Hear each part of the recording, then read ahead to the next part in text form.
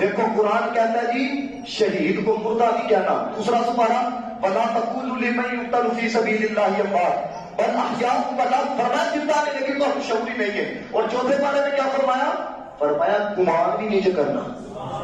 کہنا کہ وَلَا تَحْسَبَنَّ الَّذِينَ قُتِلُوا فِي سَبِيلِ اللَّهِ أَمْوَاتٌ بَلْ أَحْيَاءٌ عِندَ رَبِّهِمْ يُرْزَقُونَ.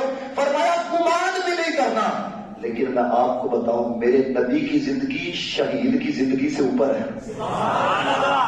یہ جو میں جملہ کہتا ہوں اس میں دلیل بھی دوں گا. شہید حقیقتاً زندہ ہے لیکن حکومت زندہ نہیں. میں سمجھاتا ہوں آپ کو.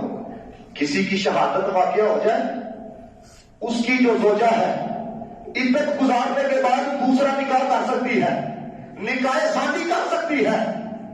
لیکن میرے دوستو نبی دنیا سے چلا جائے بیوی دوسرا نکاح نہیں کر سکتی. شہید حقیقتاً زندہ ہے, حکمت زندہ نہیں. میرا نبی حقیقتاً بھی زندہ ہے, حکمت بھی زندہ ہے. اگلی بات سنو. یہ پوچھو جی نبی کا جنازہ کس نے پڑھایا؟ پوچھو نبی کا جنازہ کس نے پڑھایا؟ امام الدین ابن کبھی مان ہوتا میں اس پہ بحث کرتا.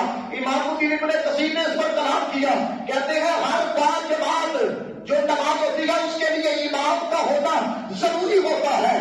جنازہ ہوتا ہے تو پہلے آگے امام ہوتا ہے, امام ہوتا ہے تو پیچھے جنازہ ہوتا ہے نا, کہ جس کے پیچھے آپ کہتے ہو کہ پیچھے ہی سے امام کے, یعنی ہر جنازے میں آگے امام ہوتا ہے. تو دوستوں بتاؤ نبی کے جنازے کا امام کون تھا؟ یہ جواب آپ کو درد دل والا ہی دے سکے گا, عشق والا ہی دے سکے گا. یہ جملہ سننا امام الدین ابن کثیر نے لکھا. وہ کہتا ہے یاد رکھنا ہر جنازے کا امام ہوتا ہے اور نبی اپنے جنازے کا خود امام ہوتا ہے. نبی اپنے جنازے کا